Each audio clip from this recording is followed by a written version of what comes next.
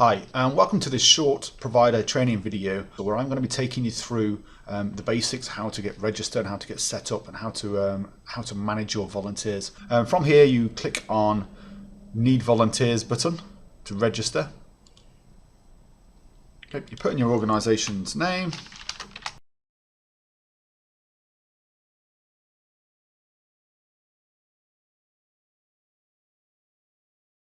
We then get to the profile web page. So this is your own mini web page that sits within the volunteer portal. So if somebody turns up and wants to volunteer specifically with you, so they turn up at your organisation, then you could send them straight through the volunteer portal, but obviously they then have to search and find your opportunities. Or you could send them through to your own personal profile page, which is this, followed by test organisation, the name of your organisation, which will show images and information about the volunteering that you do, and it will list all of your kind of open opportunities underneath. But I'll come on to that in a bit more detail shortly. Next, you put in the postcodes.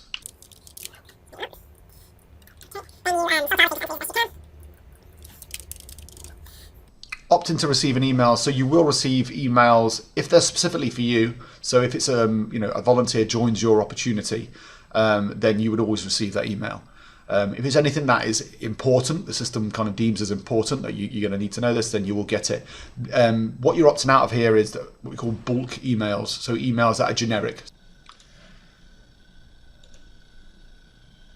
Click on the register button, and it takes you through to this page here. So the first thing it's going to ask you to do is complete your profile and then add opportunities. Now you don't need to complete your profile, so just add in your image and the information about your organisation, but it is highly recommended because the volunteers can see that. They click on your name when they're searching for opportunities, and it will come up with a blank page unless you filled out your profile. So it's really highly recommended that you do fill out your profile.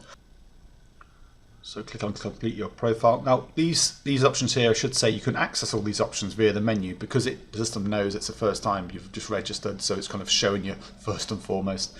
So I'm just going to click on complete your profile, add a new logo. Let's choose a logo. And that's a logo file, and then I can add a new image, which is like a splash image, which goes across the top of your profile page.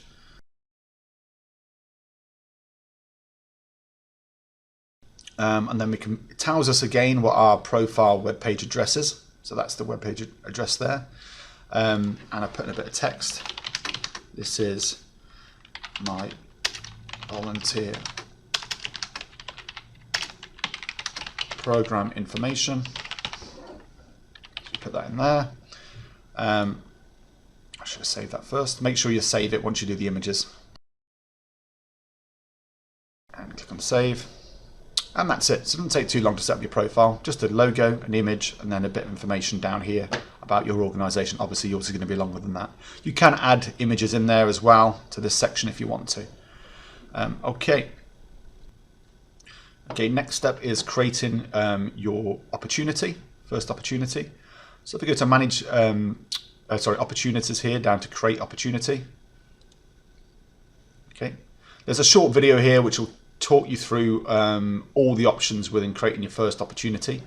Okay, I'm going to skip it though because I'm going to kind of briefly go over it myself. But if you want more detail on it, because it is, there's a lot of options in here, and there needs to be a lot of options to create all the different variations of volunteer opportunities. If you ever want any help on this page, click on the question mark in the top right, or watch that video that first pops up. Probably do both. I recommend. We've got click on create quick op. If you are, some organisations have their own volunteer system, like the bigger ones, like Barnardo's or Macmillan's, and they manage their volunteering through their own volunteering system, but they still want to recruit volunteers from the Sterling portal. So they would use a quick op just to basically let volunteers join the opportunity, then they would export them over to their own system. But what most organisations will manage their volunteer workforce through this portal. So they'll do all the recruiting and the managing all within volunteer portal, in which case create a full opportunity. So for 99% of you, you'll be creating complete opportunities. Put in the opportunity name. Say it's a litter picking. Okay. Now it's important for these two fields that you do take the time to actually put enough information in there. You know, sometimes people fall into the trap of saying, I just want it out there as fast as I can to get volunteers to join it. Reality is volunteers won't join it. So you're better off really taking your time and thinking about the wording of these. Obviously, because it's a demo, I'm going to put in something very quick, but think about what kind of barriers that volunteers might put in the way between them and volunteering, and try and negate and try and remove those barriers within these sections here. Okay, so you put in the description here. Skills required, and if there is no skills, say no skills, because often volunteers will read the descriptions and they start putting barriers in the way that don't even exist. So if there's definitely no skills required, then please say that. The category, so this would be, what does it come under? Have you got a category for that? I'm going to put it down as, I'll put it down as youth, for example. Okay, search tags. So this is extra tag words, basically extra search words that you think people might type in where you'd want it to bring up this opportunity. So if they, in the search bar, the volunteer typed in the word litter or picking, then obviously it's going to bring up this opportunity. If they typed in the name of your organization, again, it would bring up your opportunities. But if they, maybe they might type in something like garbage, press enter afterwards, waste. Okay, so, and now if they type in garbage or waste, it will bring up this opportunity as well, because the system understands then that there's a link between those words and your opportunity. Okay, is it accessible? It's wheelchair accessibility. Yes, it would be. Is it part of a larger event? I'm going to briefly mention this. An event is a group of opportunities that have something in common. So what you can do is create an event. It could be like, my summer festival, and you might link multiple opportunities to that event. You might have handing out refreshments, doing the car park, setting up equipment, different opportunities, but they're all related to the one event. And what that does is it creates a little, right at the top of the search bar, it will list the events. So if someone's interested in volunteering on that particular event, but they don't mind whether they're handing out refreshments or setting up equipment, they click on the event name and it will show all the opportunities linked to that particular event. But that's all I'm going to say about events for now. Location type. So is it a single specific location? Is it at the address, my address as a provider? Is it across an area with no specific locations? So that might be, if it was befriending the elderly, for example, then you wouldn't want to promote the address of that elderly person. You want them to go and visit. But at the same time, the volunteer still needs to know roughly where it is. So that's when you'd use this across an area, which allows you to kind of drop a pin roughly where it is, so it can calculate the distance for the volunteer to the opportunity. A volunteer from home. So this is a really popular one. So have a think, is there anything, social media or anything like that, where volunteers could help you from their own home?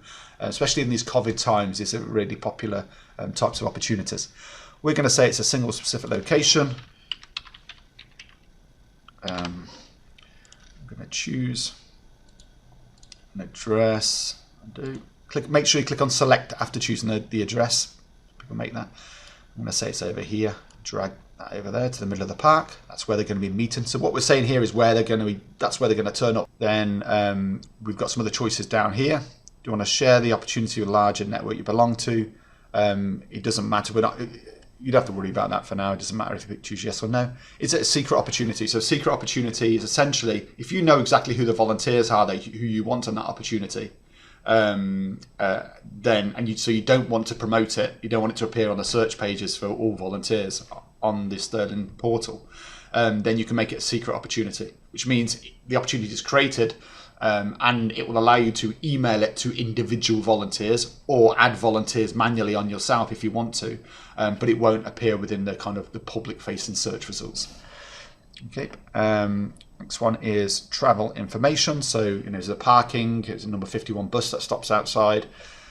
Expenses. If you do choose expenses, make sure you put in a maximum amount from experience of seeing people who have made that mistake. So if you're charging 45 pence a mile, put in a maximum amount to make sure you don't get stung if someone's travelling up from London or somewhere. Files and documents. So you can add files and documents. This might be a health and safety form that you want them to complete and bring along on the day. Might be a map of the area if it's in the middle of a park and showing what the meeting place is. Anything you want really.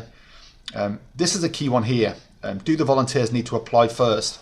So if it's this is set to no, so this would be fine for this opportunity because there's no application process. When it says applying, think application process. You know, it's more the merrier kind of thing. If you did want to kind of handpick who was successful on the opportunity, who you were going to allow on it and who you were not, then you would change that applying to yes. And what that means is when the volunteers go to join it, rather than saying join, it says apply. And when they click on the apply button, it says, thank you, you'll be informed if you are successful at a later date. But if I leave it at no, then they'll see a join button, they'll click on that, and it will say, thanks a lot. Even if you don't hear from us, turn up on the day, essentially. Now, it's usually good practice to give them or drop them an email anyway, even if it is just a joining opportunity, just to touch base with them, especially if they're a new volunteer. Ask for experience when joining. So this will ask the volunteers when they go to join this opportunity to describe in a few words why they believe they are suited to this particular opportunity. And you can see that when after the volunteers have joined the opportunity within the management tools. Restrict to provider linked volunteers. So as a provider, you can't see every volunteer details on the entire portal for obvious reasons. But you can see volunteers who meet the 3 criteria. They basically become your linked volunteers. And these are volunteers who have previously joined any of your opportunities. Volunteers who have registered via your provider profile page, which we set up earlier on. Or volunteers who have been manually linked to you by an administrator. Okay. Maximum sessions per volunteer, don't worry about that. You've got some restrictions here about age and gender. Obviously, if you're going to restrict by gender, there has to be a very good reason for it. There are some good reasons out there, but there has to be a good reason for it. You can allow volunteers to upload files back onto your opportunity if you want to here, like a completed health and safety form, for example. If you have any survey, you want them to complete a survey afterwards, then you can do that, whether it's SurveyMonkey or Google Forms. You can choose yes there and put in the link there, and that will ask the volunteers when they go to log their hours after they've turned up and helped you out to complete a survey. Then we've got these 2 buttons down the bottom. This is another important one. The applying option is important, and these 2 are important as well. So this is essentially what we've done up to now is we've explained what the opportunity is about and what restrictions are in place. This is about when it's happening and for how long it's happening for. If you know exactly when they're turning up and for how long, then it's going to be sessions, creating sessions. So for example, if it was, I was a netball club and I needed a netball coach to turn up Tuesday nights for 7 o'clock for 2 hours every week, then that's session based. I know when they're turning up and for how long. Okay, and once I choose sessions, it allows me, is it a recurring session? Meaning, like, is there a pattern to the sessions? Yes, it is. It's every Tuesday night at 7 o'clock. Or it may be, you may need to add on the sessions individually. So say if it's an event that you're running and you need people on Friday, Saturday and Sunday, well, there's no real pattern to that. You know, 3 sequential days, that's it, I suppose. So it's often easier just to choose, click on here, say how many sessions they are, and manually choose the dates and the times for those sessions. Okay, where this option you can say starting Tuesday, happens every Tuesday night for on a weekly basis for 52 weeks, and it will create those 52 sessions automatically for you. Okay, so we're going to say it's a recurring session. Maximum volunteers per session. So I suppose I should at this stage explain what it means by session. So we know what the opportunity is, that's the detail of what they're going to be doing. The session, as I said, is when they're turning up and for how long. And this is saying maximum volunteers per session. So if I have 2 sessions and the maximum volunteers is set to 10, it means theoretically I could have 20 different volunteers turning up over those 2 sessions. 10 on session 1 and 10 on session 2. Okay, I might have a number of volunteers who join both sessions. That's probably what would happen. So I wouldn't have 20. But yes, maximum volunteers per session is the key thing. So I'll say, I could manage 15 volunteers who are helping me tidy up. Any more than that, and it'd be a bit of a handful. It starts on this, come on, Google's getting in the way here. It starts on this Saturday, takes place every week and goes on for 10 weeks. And we're going to say it starts at 11 o'clock in the morning for 2 hours and 15 minutes. Okay, so once I'm happy with that, I click on add new opportunity. Flexible opportunities are basically, I should say, flexible opportunities are when you don't know. So essentially you can just say it's a start and an end date. It starts tomorrow, it goes on for a year. I don't know exactly when they're going to turn up. So maybe if you, something like say if you were helping out a sports club and you were a committee member or something like that. You don't know when all the committee meetings are going to be. So that would be a flexible opportunity. Okay. So that's it. It's created the opportunity. The opportunity is closed because it's awaiting authorization from the administrator. So I'm going to quickly pause this while I authorize it from the administrator's position. Okay, so I've just authorized that from the Sterling portal will obviously be authorizing that. You'll get an email once it's been once your opportunity has been authorized. So if I refresh that page.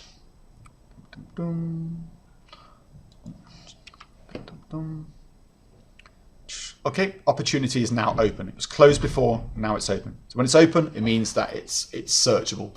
Okay, so what we're going to do now is show you from the volunteer side what they can see. Okay, so from the volunteer side, they could type in a search word like litter, for example, and it will automatically pop up below. Or they may just click on the search button here. Okay, and they can see the opportunity. Click on the details. Okay, and it won't let me join the opportunity yet because I haven't registered. But we can see all the sessions down here. Once I've registered, I'd be able to, as a volunteer, there's a button which will say either join or apply listed down here. Once they do join your opportunity, you'll receive an email then telling you the volunteers joined it. You need to log in and probably check the details, maybe drop them an email. Yeah, and that's that. So I'm going to pause it quickly while I put a volunteer on this opportunity. Okay, so I'll now put a volunteer on this opportunity. So I'm going to go back, get rid of that, and go back to your view, the provider's view. Let's refresh that page. Okay, now we've got one volunteer on the opportunity. This little graph down here gives you lets you know how many people have actually clicked on the opportunity to see more information on it. Remember from the search bar there was a details button that I clicked on. So this gives you a bit of insight into how many people are clicking in. Now if lots of people are clicking on it but no one's joining it, alarm bells should be ringing in your head. Why are they not joining it? Have I restricted it too much? Etc. So once I've seen a volunteer, if I click on the sessions down here, then I can see that this one here has got a volunteer on it and it's called Denise Kelly. I can even click on a name. I can see her email address and phone number down here. Click on a name which gives me more information about that particular volunteer. I could manually add somebody into this session to turn up at 11 o'clock on the 30th by clicking on the plus button if I wanted to. But obviously that volunteer has to be linked to me, as I said before. They have to be linked to me for me to do that. Okay. I could change the session times using the edit cog here. I could email everybody on this session by clicking the email cog, or I could just delete the session if I wanted to. If I wanted to add more, so say 10 weeks have passed, I need to add more sessions on there, I use the add sessions button up here. I won't go through all these options down here. The majority of them are just showing the information that we use when we set up the opportunity, like the details, for example, and the location. In terms of ones that you may be interested in, those chat rooms on opportunities, so volunteers who have joined your opportunity, they can use its own private chat room to kind of ask questions like, what clothing are people wearing on the day and things like that. You can download to CSV, which is Excel, so you can download a list of all the volunteers to Excel if you want to. You can promote the opportunity via your Facebook or your Twitter or via email if you want to. So if you made an opportunity secret, there's a good chance you need to tell those volunteers that, there's 4 volunteers that you want on the opportunity and you've already discussed it with them. Just you click on the invite via email button and send it directly to them. Because it's a secret opportunity, it wouldn't be on the search pages as we discussed before. Copy is a really good one, convert and copy. So if you've got an opportunity which is, you want to create one which is very similar to one you've just created or you've created previously, you can copy the opportunity and then change the details. So that might be something like, maybe it's exactly the same opportunity that you created last year, but you want it to do it again this year. You copy last year's opportunity and just change the dates. Okay. Or maybe the location is different. You know, everything's the same apart from the location. So the volunteer is on there. That's great. If I click on the volunteers tab, it shows me all volunteers regardless of what sessions they're on. If I click on the sessions, and obviously, as you saw before, I can see exactly what sessions they've signed up to. Once the volunteer, at this stage here, the volunteer is going to turn up. Hopefully they'll have a great time, and then they'll go away. And then it comes, the next final step is logging the hours. Now, volunteers can log their hours, and providers can log their hours, and they're stored separately. They should be the same. The really important one is the hours that you log, and it's really important for the portal, and it's important for the volunteers as well, because all of their incentives within the system, all of them are based on the hours that you log, that you say the volunteer has done. Okay, now there's not going to be any hours to log yet because none of those sessions have passed. Okay, so what I'm going to do is pause it quickly, and I'm going to push one of them sessions into the past, and then you'll be able to see the login hours process. Okay, I've just pushed one of the sessions into the past. So now when I click on the log hours button, we get the volunteer here. First thing it's going to ask you when you come to login hours is only once, not every single time you log hours, but it'll ask you to give a bit of feedback. This kind of feedback is basically your chance to say thank you. It's really important that you do say thank you to the volunteers. It's the best kind of way of incentivizing volunteers to do more. So either thumbs up or thumbs down. Okay, thumbs up hopefully it will be. Volunteer. Click on save. Then the next thing it tells you is, okay, Denise has logged 0 hours, so the volunteer has logged no hours, and I've logged no hours. Now I can either log the hours individually if I think she didn't do the full day, or the full session, she did part of a session. Or I can log the maximum hours, which will say, okay, system knows that it was, I forget how long the session was, but it knows the length of the session, and it will just log them for the maximum amount. If you're doing lots and lots of volunteers at once, you might want to use the bulk feedback and hour logging feature up here. So I'll say log the maximum hours, 2 hours, 2.25 hours. Okay, and that's it. So the volunteer will be aware that you've logged those hours now, left a feedback, and the volunteer will leave some feedback on you, and it'll be a thank you message more often than not. The next thing we're going to look at is inviting volunteers. Okay, so when you invite, if you know some volunteers who you're managing or you're kind of working with at the moment, obviously there's a lot of bonuses from getting them on the system in terms of it's so much easier to manage the volunteers once they're on the system. You've got all these communication tools and structuring of when they're turning up, etc. So to invite volunteers, okay, so we've got the invite volunteers page. So you just simply put in the email addresses here, or you can upload them from an Excel CSV, an Excel file if you want to. If you put them in Excel, just basically evidence in column A, just list them all down there, and then you just save the Excel file as a CSV file. Once you've sent out the invites, the great bonus of this is when you go to invited volunteers, let's put one in here, made up. Send out an invite. When I go down to the invited volunteers, I can see that the volunteer, it's been sent to the volunteer, and it lets me know if the volunteer's gone on to register. So you can track automatically without having to ask the volunteer. You can see whether they've actually actioned it, whether they've received the email and actually gone on to register. If they do register, they will automatically be linked to you. Obviously, that'll be another way they can be linked directly to you as a provider. Okay. The next little tip is creating groups. So groups, basically these are groups of volunteers essentially, and they can be used for anything at all. So to create a group, I might say, okay then, add a group here, and it's going to be called minibus drivers. Add that group in. Now I could use this for either sending communications, so I can quickly find any volunteer who's in this group and send an email to them, or I could restrict an opportunity to this group of volunteers, so only this group of volunteers can get on it. But first of all, we've created the group, we need to put the volunteers in that group. So I go to Manage Volunteers, down to Search Volunteers. Okay, select a checkbox there. Go down to Change Group. and select the group to add it to. Click on the add button. And that's it. It's in that group.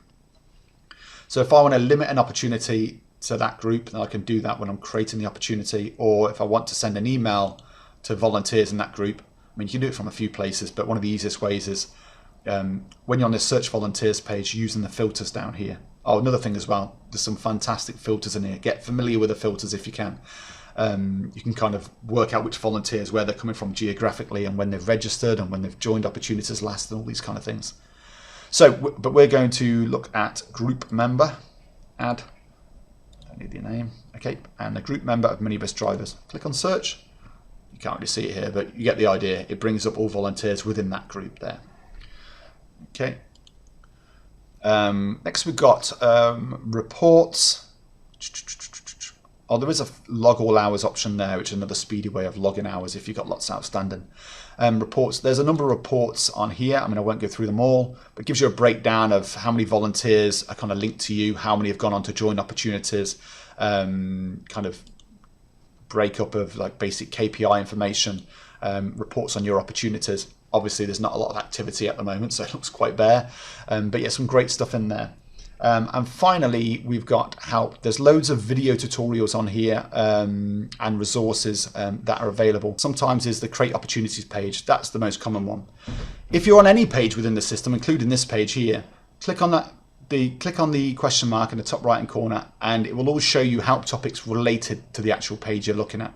I know often I've used a lot of different software over the years, and often the help are no good. The help in this Team Kinetic system is exceptionally good. So you'll definitely find lots of help videos, and should help you on your way. That's it really, and thank you for your time.